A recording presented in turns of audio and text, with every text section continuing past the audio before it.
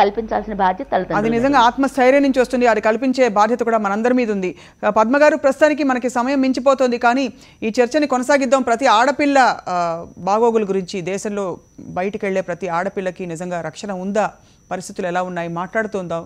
This dialogue will go on. ప్రస్తుతానికి చిన్న విరామం, చిన్న కమర్షియల్ బ్రేక్ తర్వాత వార్తా ప్రసారం కొనసాగుతుంది సాక్షి టీవీలో. Stay tuned. ఏ తల్లిదండ్రులు ఊహించుకుంటారు సెలవులకి కూతురు ఇంటికి వచ్చి తిరిగి వెళ్ళాక ఉద్యోగ నిమిత్తం ఆ రైల్వే స్టేషన్లో ఒక్కసారిగా అదృశ్యం అయిపోతుంది. ఆ తర్వాత కొన్ని రోజుల తర్వాత ఘోరమైన పరిస్థితుల్లో ఒక కిరాతకుడికి బలైపోయి అత్యాచారం జరిగి శవమై ప్రత్యక్షం అవుతుందని ఏ ఆడపిల్ల ఊహించుకుంటుంది? నేను అన్నలాంటి వాణ్ణి నిన్ను తీసుకెళ్ళి దిగబడతాను భద్రంగా, నా దగ్గర డబ్బులు లేవు, నాకు డబ్బులు అవసరం ఉంది అని చెప్పి ఒక వ్యక్తి వచ్చి అర్థించుకుంటే ఇతను నిజంగా కిరాతకంగా ప్రవర్తిస్తాడు, అత్యాచారం చేస్తాడు, ఇతను రేపిస్ట్ అనేసి ఏ ఆడపిల్ల ఊహించుకోగలుగుతుంది? కానీ అక్షరాల అనూహ్య విషయంలో ఇలాగే జరిగింది. సెలవుల కోసం ఇక్కడికి వచ్చి మచిలీపట్నం వచ్చి తిరిగి వెళ్తుండగా రైల్వే స్టేషన్ నుంచి అదృశ్యమైంది. ఆ తర్వాత ఏం జరిగిందో మనం గత ఎన్నో నెలలుగా, సంవత్సరం పైనుండి చూస్తూనే ఉన్నాం. ఇవాళ సంచలన తీర్పు వెలువడింది అనూహ్య కేసు విషయంలో. కానీ ఈ తీర్పు నిజంగా ఇటువంటి సంఘటనలకి ముగింపా? ఈ తీర్పు వల్ల నిజంగానే కుటుంబ సభ్యులకి కొంతమేరకైనా ఊరట కలుగుతుందా? తిరిగి వెళ్ళిన అనూహ్య జ్ఞాపకాలు తిరిగి వస్తాయా? బహుశా లేదేమో, కానీ ఖచ్చితంగా ఇది సమాజంలో ఒక బలమైన సందేశాన్ని ఇచ్చిందని చెప్పి నిపుణులు అంటున్నారు. ఇటువంటివి సహించబోమని చెప్పి ప్రస్తుతం కత్తి పద్మ గారు, మహిళా ఉద్యమకారిణి, ప్రస్తుతం ఫోన్ లైవ్లో సిద్ధంగా ఉన్నారు వైజాగ్ నుండి. అలాగే అనూహ్య తల్లి కూడా మచిలీపట్నం తన నివాసం నుండి సిద్ధంగా ఉన్నారు. అమ్మ, మీరు అనూహ్య జ్ఞాపకాల్ని పెట్టుకుని ఇంకా శేష జీవితాన్ని మీరు కొనసాగిస్తారు. మీ కుటుంబ సభ్యులకి మీరు ధైర్యం చెప్పే పరిస్థితులు వచ్చాయంటే గత కొన్ని నెలల్లో మీరు ఎదుర్కొన్న సంఘటనలు చూసినా ఈ మొత్తం ఫేజ్లో మీకు బాగా చాలా కష్టం అనిపించిన ఆ క్షణం ఏంటమ్మా?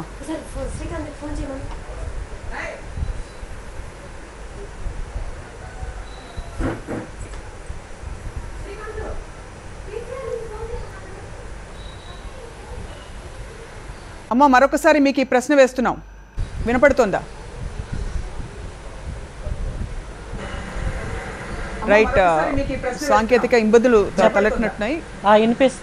వినిపిస్తోంది. రైట్, ఇప్పుడు ఈ గత కొంతకాలంలో మీరు ఎదుర్కొన్న అనేక అప్స్ అండ్ డౌన్స్ చూసారు. ఈ కేసు ఇన్వెస్టిగేషన్ జరుగుతున్న తరుణంలో ఈ కేసు అసలు ముందు విషయాలు బయట పడనప్పుడు, పడిన తర్వాత రకరకాల మనోభావాలను ఎదుర్కొని ఉంటారు మీరు, భావోద్వేగమైన పరిస్థితులకు ఎదుర్కొంటారు మీరు. చాలా కష్టం అనిపించిన ఆ సమయం ఈ మొత్తం పీరియడ్లో ఏమిటి? ఇవాళ మీరు ఏ మనసుతో, ఎటువంటి మనసుతో మీరు ఇవాళ దేవుడికి ప్రార్థన చేస్తున్నారు? దయచేసి మీ టీవీ వాల్యూమ్ తగ్గించుకోండి అమ్మా ఒకసారి. ఇవాళ కొంచెం మనసుకి ప్రశాంతంగా అనిపించిందండి. మరి ఇటువంటి తీర్పు కోర్టు వారు ఇచ్చినందుకు కోర్టు వారికి మరి వందనాలు చెల్లించుకుంటున్నాను. మరి ఇటువంటి తీర్పు విని మరి నేరం చేయాలని అనుకున్న వాళ్ళకి మరి తప్పక భయం వేస్తుంది. ఇటువంటి తీర్పు ఇటువంటి నేరం చేసిన వాళ్ళకి ఎవరికైనా సరే ఇటువంటి తీర్పు ఇవ్వాలని నేను కోరుకుంటున్నాను. రైట్, ఈ గడిచిన సమయంలో మీకు బాగా అంటే చాలా మనసు కష్టం వేసిన సందర్భం, అంటే ప్రతిరోజు అలా అనిపించినా కూడా మీకు బాగా మనసు కష్టం వేసిన సందర్భం ఏదమ్మా? ఎప్పుడైనా వినిపిస్తుందమ్మా?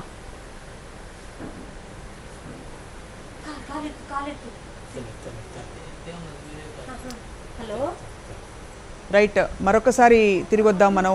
ప్రస్తుతం సాంకేతిక ఇబ్బందులు తలెత్తుతున్నాయి, ఆడియోలో కొన్ని డిస్టర్బెన్స్ ఉన్నట్టు తెలుస్తోంది. పద్మగారు, మీరు చూస్తున్నారు జరుగుతున్న అనూహ్య తల్లితో మాట్లాడిన విషయాలు, అలాగే కొద్దిసేపటి క్రితం ఆమె తండ్రి కూడా మాట్లాడారు. ఇది ఒక కుటుంబం పోరాటం. మీరు అన్నట్టు నిజంగానే మామూలుగా కంపేర్ చేస్తే చాలా కేసుల్లో విపరీతమైన జాప్యం జరుగుతోంది. ఈ కేసులో ఇంత తొందరగా తీర్పు వెలువడ్డం అన్నది నిజంగా న్యాయస్థానానికి మనం రుణపడి ఉండాలి. కానీ చాలా కేసులు మనం చూస్తున్నాం, అన్యాయం అయిపోయిన ఆడపిల్లల కేసులు. ఒక రిషితేశ్వరి కేసు కూడా చూసాం మనం.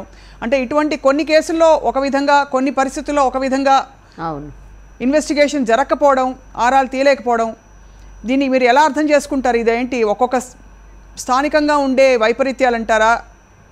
అంటే పోలీసుల ఇన్వెస్టిగేషన్లో కావచ్చు, ప్రభుత్వాల తీరులో కావచ్చు, లేక మరొకటి అంటారా? అంటే ఇది ఆంధ్రాయేతర ప్రాంతంలో జరగడం వలన తొందరగా ఇన్వెస్టిగేట్ అయిందేమో అని నాకు అనిపిస్తుంది. ఎందుకంటే ఇక్కడ మన రిషితేశ్వరి కేసు తీసుకున్నా, లేదా గతంలో అయేషా కేసు తీసుకున్నా, వీటిల్లో ఏంటంటే ఇమీడియట్గా రాజకీయ జోక్యాలు, తర్వాత నిందితులకి ఎవరో ఒకరు షీల్డ్ చేసేటటువంటి వ్యవహారాలు జరగటం, వీటి వలన ఏమవుతుందంటే ఇన్వెస్టిగేషన్ ప్రాపర్గా జరగదు. ఇన్వెస్టిగేషన్ జరిగిన తర్వాత ఛార్జ్ షీట్లు పెట్టడం, ఇవన్నీ కూడా లేట్ అయిపోవటం, ఏవో ఒక ఇన్ఫ్లుయెన్సెస్కి స్థానికంగా గురవుతూ ఉండటం వలన చాలా కేసుల్లో లేట్గా ఇన్వెస్టిగేషన్ జరగడం వలన కానీ అసలు నిజంగా న్యాయం జరగకపోవడం అనేది చాలా ఎక్కువ సార్లు చాలా సంచలనం కలిగించిన కేసులో న్యాయం జరగకపోవడమే మనం చూస్తూ ఉంటాము. ఉదాహరణకు నిన్న మాకు విశాఖపట్నంలో ఈ మధ్య ఒక హిజ్రా అనుమానాస్పదంగా చచ్చిపోయింది. ఒక స్థానిక తెలుగుదేశం నాయకుడు ఆమెను చంపేశాడని పెద్ద దుమారం లేచింది. మొత్తం మా ప్రజా సంఘాలు, మహిళా సంఘాలు మేమంతా ప్రాపర్గా ఇన్వెస్టిగేట్ చేయండి, వాస్తవాలను బయటికి తీసుకొని రండి అంటే ఆ కేసులో ఆ స్థానిక టీడీపీ నాయకుడికి స్థానిక ఎమ్మెల్యే అండగా నిలబడిపోయి నేను డబ్బులతో మేనేజ్ చేస్తాను, ఏం పర్వాలేదు, మీరు ఎవరు కూడా టీడీపీ వాళ్ళు ఎవరు కూడా దీని మీద మాట్లాడిన వాళ్ళందరినీ నిన్న సస్పెండ్ చేశాడు ఆయన. అన్యాయం జరిగింది, తప్పు జరిగింది, ఆ అమ్మాయిని చంపేశాడు ఇతనని చెప్పి టీడీపీ వాళ్ళే అక్కడ స్థానిక నాయకులు మాట్లాడారు. ఆ మాట్లాడిన వాళ్ళందరినీ పార్టీ నుంచి వాళ్ళు సస్పెండ్ చేశాడు ఆయన. మరి ఇలాంటి పరిస్థితులు ఉంటే పోలీసు వాళ్ళు ఇప్పటి వరకు ఒక్క ఇన్వెస్టిగేషన్ ఒక్క ఇంచు కూడా ముందుకు కదపకుండా కేసు ఎలా మూసేయాలా అనే దాంతో కూర్చొని ఉన్నారు. అంటే నేను ఒక ఉదాహరణగా చెప్తున్నాను. స్థానికంగా ఉండేటటువంటి పొలిటికల్ ఇన్ఫ్లుయెన్సెస్ కానీ, లేదా ఆర్థికంగా బలమైనటువంటి వర్గాలు ముద్దాయిలు అయినప్పుడు కానీ, లేదా ఆర్థికంగా బలమైన వర్గాలు ముద్దాయికి అండగా నిలబడినప్పుడు కానీ సాధారణంగా న్యాయం జరగదు. ఇది అనూహ్యది. నాకు నా కాన్షియస్ కానీ లేకపోతే నా కామన్ సెన్స్ కానీ అందుతున్న విషయం ఏంటంటే ఇది రాష్ట్రం బయట జరగటం వలన అక్కడ వాళ్ళకి ఏ ప్రలోభాలకి గురి అవ్వకుండా ఇమీడియట్గా, అది వాళ్ళ రాష్ట్రం కేసు అయితే వాళ్ళు ఎలా చేస్తారనేది వేరే అంశం, కానీ ఇది బయట రాష్ట్రం కేసు కాబట్టి అక్కడ ఏ ఇన్ఫ్లుయెన్సెస్ పని చేయకపోవడం వలన ఇమీడియట్గా దర్యాప్తుని ముందుకు కొనసాగించి తొందరగా ప్రాసెస్ అంతా తొందరగా నడిచి తొందరగా శిక్ష పడడం అనేది మాత్రం చాలా సంతోషించవలసిన విషయం. ఎందుకంటే అనూహ్య తల్లిదండ్రులు గత సంవత్సర కాలంగా ఎన్నిసార్లు టీవీ ముందు మాట్లాడారో అన్నిసార్లు వాళ్ళ ఆవేదన అసలు చూడలేకపోయేవాళ్ళు. వాళ్ళ నాన్నగారు చాలా ఎంత ఆవేదనలో కూడా ఆయన చాలా బ్యాలెన్స్డ్గా మాట్లాడేవారు. చాలా కల్చర్ కనిపించేది వాళ్ళ మాటల్లో. ఇప్పుడు కూడా చాలా హోప్ఫుల్గా ఉన్నారు. మా అమ్మాయిని చంపిన వాళ్ళకి శిక్ష పడుతుంది అనేటటువంటి ఒక హోప్, ఆ హోప్ చాలా బాగుండేది. ఆ హోప్కి తగినట్టుగా ఇవాళ తొందరగా శిక్షగా పడడం అనేది మాత్రం అభినందించాల్సిన విషయం. దీనికి కారణం రాష్ట్రం బయట జరగడం అనేదే నాకైతే ఎక్కువగా కనిపిస్తున్నటువంటి కారణం. రైట్ పద్మ గారు. అలాగే ప్రస్తుతం అనూహ్య తల్లిగారు ఫోన్ లైవ్లో సిద్ధంగా ఉన్నారు. ప్రస్తుతం వారి నివాసం నుండి, మచిలీపట్నంలో నివాసం నుండి. అమ్మ, వైండప్ చేస్తూ అత్యంత ఇప్పుడే పద్మ గారు అన్నట్టుగా మీరు కానీ మీ వారు కానీ అత్యంత ఇంకా ఏం చెప్పాలి, సంస్కారవంతంగా ప్రతి సందర్భం వచ్చినప్పుడల్లా కూడా మీరు దీన్ని చక్కగా అంటే సరైన పర్స్పెక్టివ్లో అర్థం చేసుకుంటూ మీరు ధైర్యం చెప్పుకుంటూ మీరే మీకు ధైర్యం అయ్యి 10 మందికి కూడా మీరు ఒక విధమైన సపోర్ట్ ఇస్తూ పుచ్చుకుంటూ ముందుకెళ్ళారు. ఇవాళ మీకు నిజంగా మీ మనసులోని మాట ఏమిటి? మీకు కోపం రగిలిపోతుందా? చంద్రబాన్ గురించి ఆలోచించినా తలుచుకున్నా, లేకపోతే మరొక స్థితిలో ఉన్నారా మీరు? లేదండి, తీర్పు ఇచ్చారు, దేవుడు న్యాయం చేరుస్తాడు, తప్పక న్యాయం చేకూరుస్తాడు మాకనే ఒక ఉద్దేశంలోనే ఉన్నాను నేను. అలాగే దేవుడు మరి కోర్టు ద్వారా మరి మాకు మంచి న్యాయం చేకూర్చి మనసుకు కొంచెం ప్రశాంతతని ఇచ్చారు. మరి హైకోర్టుకి వెళ్ళినా మరి ఏ కోర్టుకి వెళ్ళినా కూడా దేవుడిచ్చే శిక్ష నుంచి అతడు తప్పించుకోలేడని నేను గాఢంగా నమ్ముతున్నాను. రైట్ అమ్మా, మీకు నిజంగా మీ ధైర్యానికి మీ జీవితం పట్ల మీ నమ్మకానికి జోహార్లు, సలాం మీకు. అండ్ అనూహ్య ఆత్మకి నిజంగా సంపూర్ణంగా శాంతి కలగాలని మేము కోరుకుంటున్నాము. ఏ ఆడపిల్లకి, ఏ కుటుంబానికి ఇటువంటి పరిస్థితి రాకూడదని చెప్పి మనసారా కోరుకుంటున్నాము. ఇది రాకుండా ఉండడానికి చేయవలసింది ప్రతి ఒక్కరి బాధ్యత ఉంది దీనిపై. పద్మగారు, ఆఖరిగా మీరు ఆడపిల్లలకి మీరు ఒక రిషితేశ్వరి విషయం తీసుకున్నా, అంటే పరిస్థితులు వేరువేరైనా కూడా, ఒక అనూహ్య విషయం తీసుకున్నా కూడా వల్నరబుల్గా, అంటే ఒకళ్ళకి మనం నమ్మకం అనే ఇందాకైతే ఏదో మాట్లాడుకున్నామో ఆ నమ్మకం అనే ఫండమెంటల్ ఫ్యాక్టర్, ఎక్కడ నమ్మకం పెట్టాలి పెట్టకూడదనే ఒక విచక్షణ అనొచ్చు, డిస్క్రిప్షన్ అనొచ్చు, అది లేకపోవడం, లేకపోతే చాలా అమాయకంగా నిజంగా అందరూ మంచివాళ్ళు ఉంటారని నమ్మడం అనే కోణం పనిచేస్తుందని కొంత తెలుస్తోంది మనకి. దాదాపు ప్రతి సంఘటనలో ఇలాగే ఉంటుంది. మీరు ఏం చెప్పదలుచుకున్నారు ఈరోజు ఆడపిల్లలకి? అసలు నిజానికి ప్రపంచం అంతా మంచిగా ఉంటుందని పిల్లలకి చిన్నప్పటి నుంచి చెప్పాలండి.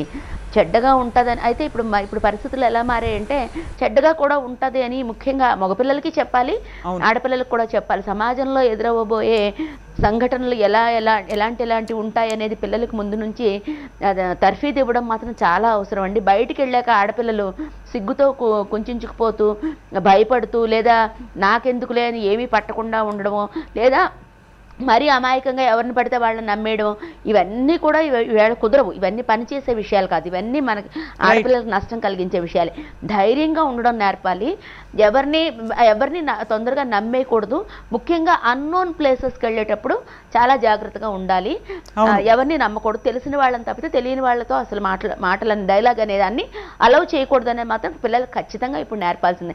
మామూలుగా అయితే మనం ఏం నేర్పాలంటే అందరితోని మాట్లాడాలి, అందరితోని సఖ్యంగా ఉండాలి, అందరినీ తోటి మానవులుగా భావించాలని చెప్పాల్సిన పరిస్థితుల్లోంచి ఎవరిని నమ్మద్దు అని చెప్పాల్సిన సామాజిక పరిస్థితికి అర్థం పడుతుంది. దౌర్భాగ్యం. ఎస్, ఆ రోజులు ఉన్నాయి. అది మనం యాక్సెప్ట్ చేయాలి. ఫ్యాక్ట్ ఏదైతే మనం దాన్ని యాక్సెప్ట్ చేయాలి. కాబట్టి దాన్ని యాక్సెప్ట్ చేస్తూ పిల్లల పెంపకంలో తల్లిదండ్రులు మాత్రం ధైర్యం నేర్పాలి. ఫిజికల్ ట్రైనింగ్ మస్ట్గా ఉండాలండి. పిల్లలకి వ్యాయామం చేయించాలండి ఆడపిల్లలతో. అవసరమైతే పరిగెట్టగలగాలి, అవసరమైతే ఎదురు తిరిగి మాట్లాడటం కానీ, ఎదురు తిరిగి ఫిజికల్గా అటాక్ని కూడా రెసిస్ట్ చేసేటటువంటి